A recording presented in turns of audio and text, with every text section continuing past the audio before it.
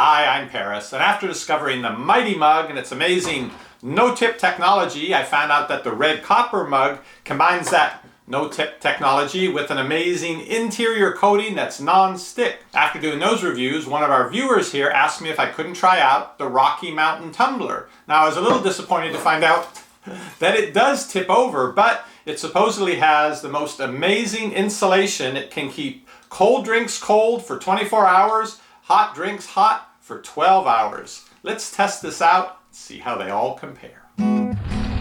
Epic Review Guys. I think when people come to visit, they can always be assured I will have a mug for them. I expect I'm going to have a dozen of them before I'm done with reviewing mugs. The Rocky Mountain Tumbler goes for about $20. I picked this up at Bed Bath & Beyond today. It's been on sale for a while, so you can find it at different stores and online. I'll put a link to it down below this video. This is very heavy, very substantial feeling compared to the other two mugs. It's also very spacious, holding 30 ounces of drink. What I was surprised by is that the lid to it is clear, and I would think it would lose a lot of heat and cold through this, but this is so strongly insulated that this part, I guess, doesn't matter too much. The Mighty Mug is still my favorite. This clear plastic tumbler is just great for iced tea, my favorite drink. It doesn't keep it as cold as long as the red copper mug did, but I still like this best, especially with the straw. But a better head-to-head comparison, I think, is the Rocky Mountain Tumbler against the red copper mug. This is really designed for hot drinks and taking them in your car. It doesn't have a straw, and it is amazing at keeping the drinks hot. However, if you like a lot of whatever it is you're drinking, this I think is about an 18 to 20 ounce capacity, and this one's about 30. The thing that strikes me first holding both of them is how heavy this one is. This is made of steel, and even though this is called red copper and there may be some in that non-stick lining inside, it really feels like it's made out of aluminum. Another good thing to know for taking these in your car is even though this has a larger capacity and is very large here in the top half, the bottom of both of these is nearly exactly the same size. The red copper mug with this lid portion snapped closed is supposed to be pretty good about not leaking. It has a screw on top, and I actually like this better because when I first tried to open this, I was afraid I was going to break the plastic on it. There's a rubber ring seal inside of it. Let me open it up again and show you. That really holds it on. I guess with 30 ounces, you don't have to open it and refill it too many times during the day, but this seal really holds on snugly, which will keep it from spilling, but it's a little bit of a chore to open it up. There's not much that comes with this, but what explanation do you need for a mug? Do not put it in the dishwasher, but hand washing is fine. This can go in the upper rack of the dishwasher. And then they include a sticker. This is different, a peel-off sticker to put on this to write your name so it won't be confused with all the other Rocky Mountain tumblers that invariably will be wherever you go. And the technology that keeps your drinks hot or cold in the Rocky Mountain Tumbler is Thermometer, vacuum insulation. And it does say it's double wall vacuum insulated. So basically the outside and the inside have a gap in between that the air has been pumped out of, and that's a vacuum, and that helps to keep the heat and the cold in. This is very similar. I can tell that there's a space between the outer and inner portions of it. So it only seems fair to compare these two head to head, and fortunately, I have from a previous review an infrared thermometer. So once I get them set up, I'll be able to take the temperature, come back in 12 hours, remove the lids, and see what's really going on inside. I've put 10 identical size ice cubes into each of these. I'm going to seal them up, come back in 12 hours, see how much they've melted, and see what the temperature is. It's the next day. It's been 14 to 15 hours, and I'm now going to see how much ice is left in each of these and compare their temperatures. Now, I did try out my infrared thermometer on the surface of each. The temperature in the house has been the same. The thermostat's been set at 70, and it's really not very cold out.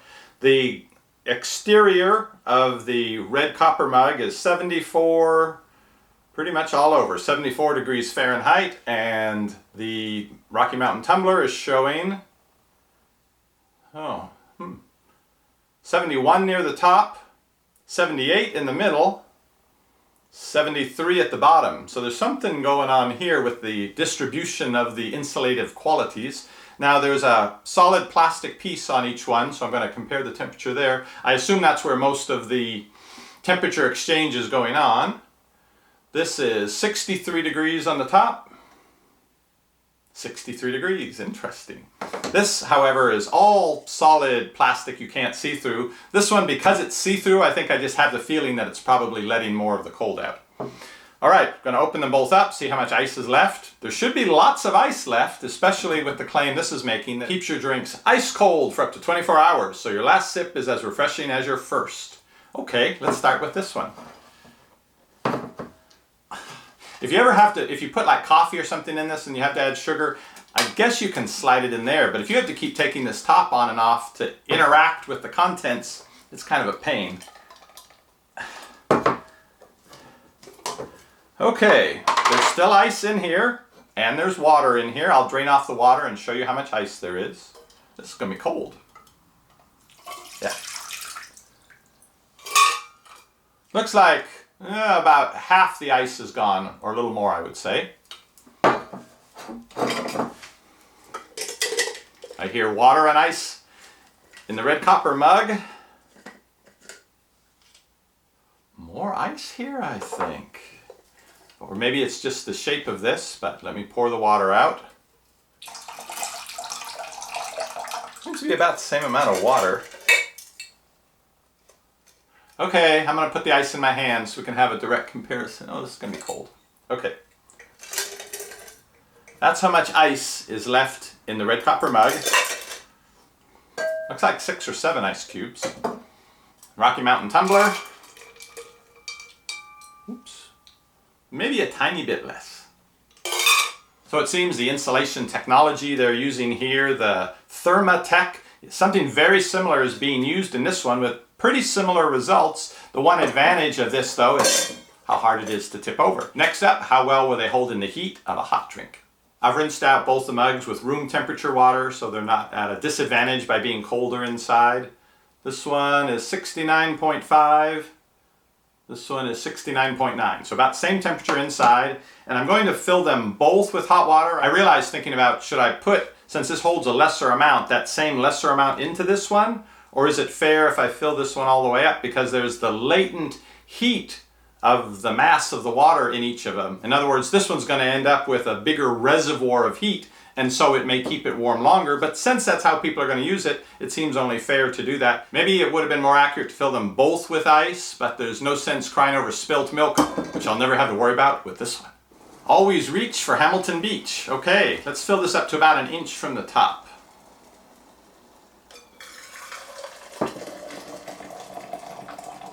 Hope I have some water left for the other one. 30 ounces is a lot. Okay, there we go. Also to 1 inch from the top. It's so foggy in there I can't see.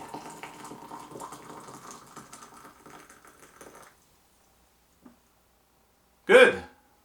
They're both filled to about this much from the top. Put the lids on. I'll be back in about 6 hours.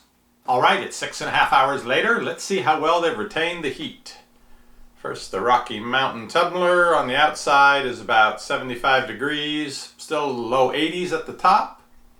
Up here showing 87. 77. 78, 80. And 98. I'm worried that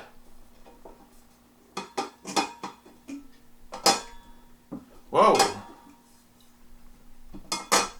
It doesn't stick anymore. The metal expanded from the heat, and so it no longer seals on the ring. I haven't done anything to it, but it no longer fits. That's in the right place. That's all I can think, is that the heat caused the metal to expand, and so it no longer formed a tight seal. Whereas the red copper mug, because it screws on, even if there's a little variation there, it's still pretty tight. I don't know if they all do that. I would certainly hope not. Maybe I got one that's a little defective in some way.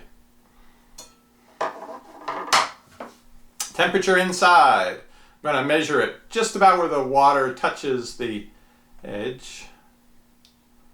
111. Yeah, that's pretty good. 111, 112. 116. So even with a loose lid, it did manage to keep the liquid inside warmer. Let's do a subjective test here. Ow. Not as much ow. Okay, this is a little bit warmer than this. That does make sense though, also because there's more volume of water in here, so there was more heat content to start with. But all of that really doesn't matter if you have your hot coffee in here for a couple hours and then the lid loosens up, or rather the container loosens up and so the lid is no longer snug. I can't believe that. And it's not just a little loose, it's really loose. I'm going to take this, dump the hot water out, put ice in it, put the lid back on, see what happens. Alright, I rinsed this out with room temperature water, filled it up about 2/3 with water, put ice in it, stirred it around a little. This has completely cooled down. The lid still no longer fits. So I'm thinking, alright, it can't be this, it has to be this. And I'm looking at it and it seems a little bit out of round. Let me show you. Something just seemed a little bit off, and after looking at it for 30 seconds, I finally realized the piece here that holds the seal on the outside has actually bent inwards. In other words, it has melted, or at least softened up to the point where it could fold in. Not as much here, but definitely on this side, it's folded in so it no longer pushes out against the inside of the tumbler and holds it in place. Just for comparison, the inside of the red copper mug, you can see it has the seal here, and then this is the part that pushes out with the threads against the outside of it. And I don't see that anything has changed here. It still fits perfectly fine and screws in perfectly fine. And the water in both was exactly the same temperature. So, belatedly, I looked on Amazon for reviews of the Rocky Mountain Tumbler and found it has an average of 2 stars. 63% of the ratings are for 1 star. Comments about, it leaks, the lid leaks, my coffee spilt everywhere, doesn't keep things hot, the lid leaks. Well, of course it leaks. Now, it didn't leak at first, but if it's going to melt from having a hot drink in here, that's just pretty crazy.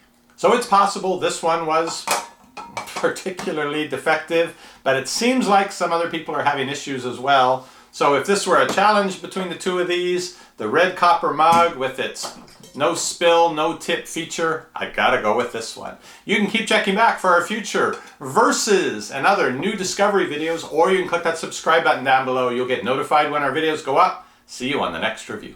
What does the fox buy? Nobody knows, but before he goes shopping, he watches our videos.